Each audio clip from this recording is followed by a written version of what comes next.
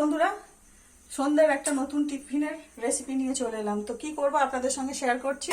এই দেখুন, আমি অনেকে করে চিড়ের পোলাও, মোটা চিড়ের, কিন্তু আমি করছি পাতলা চিড়ের পোলাও, যেটা সচরাচর দোকানে পাওয়া যায়। চিড়েটাকে আমি আগে থেকে ধুয়ে প্রায় 1.5 ঘন্টা মতো ঝরঝরে করে শুকিয়ে নিয়েছি। তো এই চিড়ের পোলাও করতে কি কি লাগবে আপনাদেরকে দেখাই।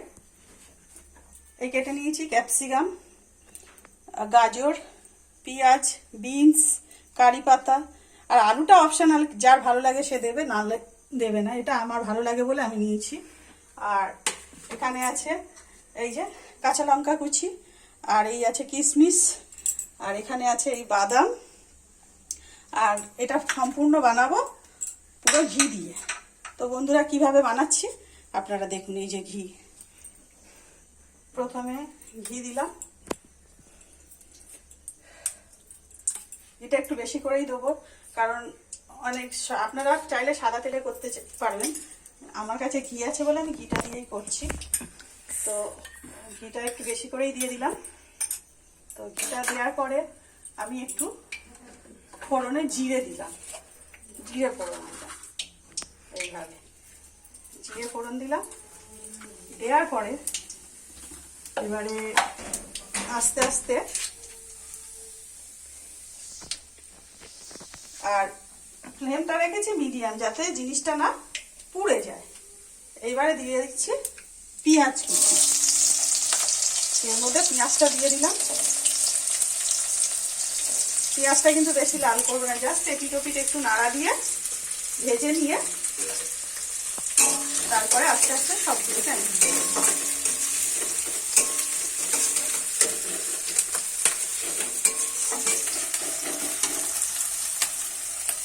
আর চিড়েটা 1.5 ঘন্টা পাতলা, অনেকে বলে যে মানে পাতলা চিড়েতে করা যায় না, তো আমি পাতলা চিড়েতে করছি। তো একটার গায়ে একটা চিড়ে কিন্তু লাগছে না, এই দেখুন পুরোটাই ঝরঝরে। কিন্তু পাতলা হলে কি হবে, অনেকে ভাবে যে পাতলা চিড়ে হয় না, মোটা চিড়ে পোলাও করতে হয়। আমি করবো, দেখুন পুরো ঝরঝরে। আর পাতলা চিড়ে বলতে প্যাকেট চিড়ে, আমি কিন্তু কোনো লুজ চিড়ে নিইনি। পাতলা চিড়ে একটা প্যাকেট পাওয়া যায়, সেই প্যাকেট চিড়েটা। ঠিক আছে, তো এইভাবে এই পেঁয়াজটা একটু ভেজে নিলাম। পেঁয়াজ ভাজার পরে আমি দিয়ে দিচ্ছি এর মধ্যে কারি পাতাটা। কারি পাতাটা দেওয়ার কারণ হচ্ছে কারি পাতা থেকে একটা সুন্দর গন্ধ ছাড়বে। এবার একে একে এই সব সবজিগুলো এবার আমি দিয়ে দেবো। প্রত্যেকটা সবজি এইভাবে দিয়ে দেবো, দিয়ে আস্তে আস্তে নাড়তে থাকবো। কারি পাতাটা দেওয়ার সঙ্গে সঙ্গে বন্ধুরা সুন্দর একটা গন্ধ পায়। যে গন্ধটা কি বলো, পুরো সারা ঘর যেন মমা করছে, এত সুন্দর একটা গন্ধ পাচ্ছে। কারি পাতার এমনি একটা নিজস্ব সুন্দর গন্ধ, আর যখন ঘিয়ের মধ্যে পড়েছে আরো একটা সুন্দর গন্ধ। তো দিলাম, দেওয়ার পরে এবার দেব গাজর, ক্যাপসিকাম, সবই সবজি দিয়ে দিলাম একে একে।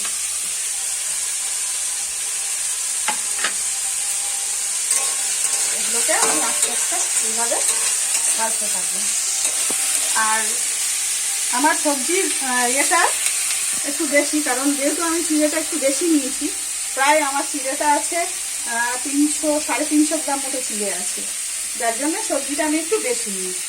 এবার আপনারা যেরকম করবেন সেই অনুপাতে চিড়েটা, মানে যতটা চিড়ে নেবেন সেই অনুপাতে সবজিটা নেবেন।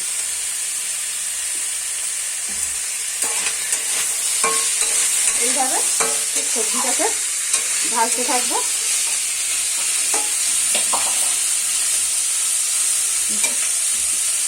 এবারে দিয়ে দিলাম লঙ্কা, যে লঙ্কাটাকে কেটে রেখেছিলাম লঙ্কাটা দিয়ে দিলাম, দিয়ে এইভাবে নাড়তে থাকছি।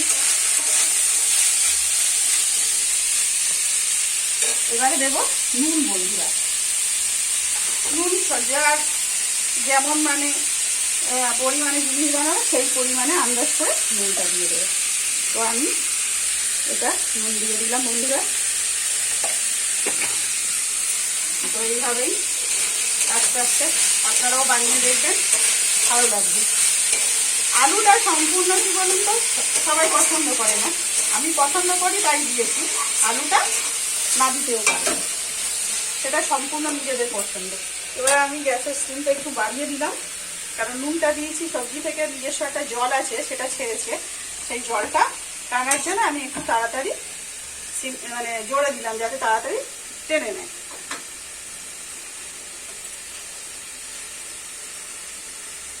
তো এইভাবেই সব কিছু করতে থাকতে হবে বন্ধুরা।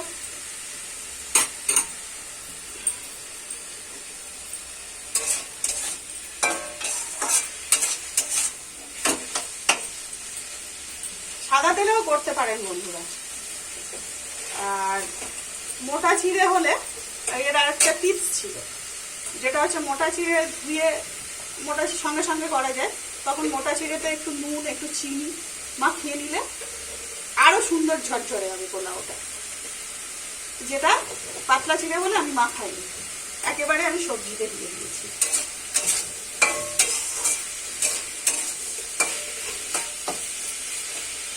সঙ্গে দেখুন বন্ধুরা, এই যে বাদামটাও রেখেছিলাম, বাদামটাও দিয়ে দিলাম, একে একে সব দিয়ে দিলাম, এই কিশমিশটাও দিয়ে দিলাম।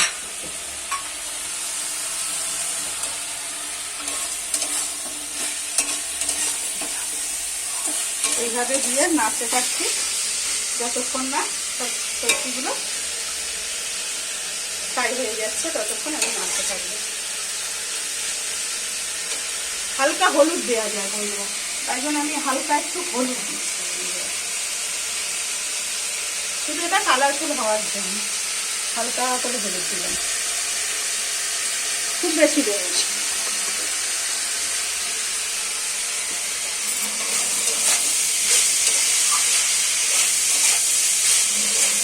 এইভাবে ভেজে নেবো বন্ধুরা। একটু ভাজা ভাজা হয়ে গেলেই চিড়েটা দিয়ে হালকা করে হালকা হাতে নাড়তে থাকবো বন্ধুরা।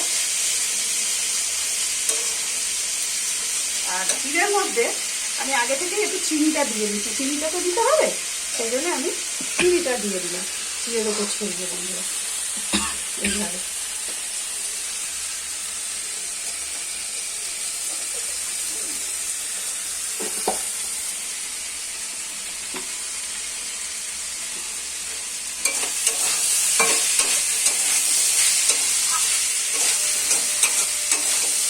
সুন্দর গন্ধ, ঘিয়ের মধ্যে সবজি ভাজতে একটা সুন্দর গন্ধ দেবে, সেই গন্ধটা বেরোতে থাকছে বন্ধুরা। আর চিড়েতেও একটু হালকা করে একটু উপর থেকে ঘিটা ছড়িয়ে দিলাম।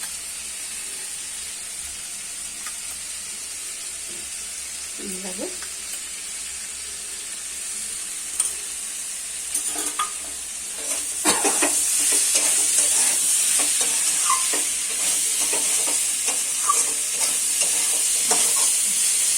সবজিটা আমার হয়ে এসেছে বন্ধুরা, আর একটুখানি বাকি আছে। এইভাবে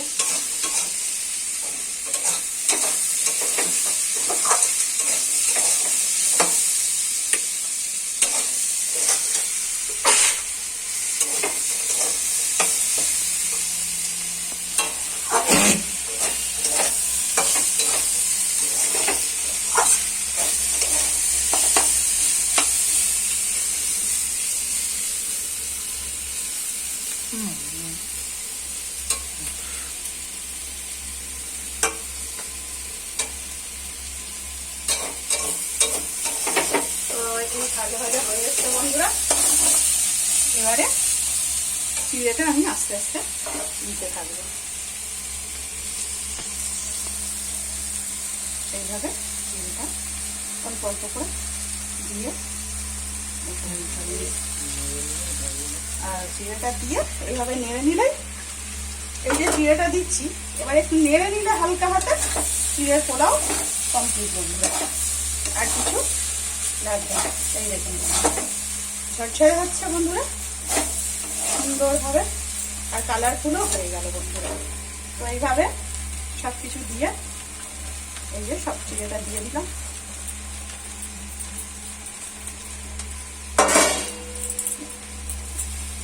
দিয়ে বন্ধুরা এই হালকা হাতে মিশিয়ে নিচ্ছি। আর যদি ভিডিওটা ভালো লাগে তাহলে বন্ধুরা একটা লাইক করবেন, আর চ্যানেলটাকে সাবস্ক্রাইব করবেন।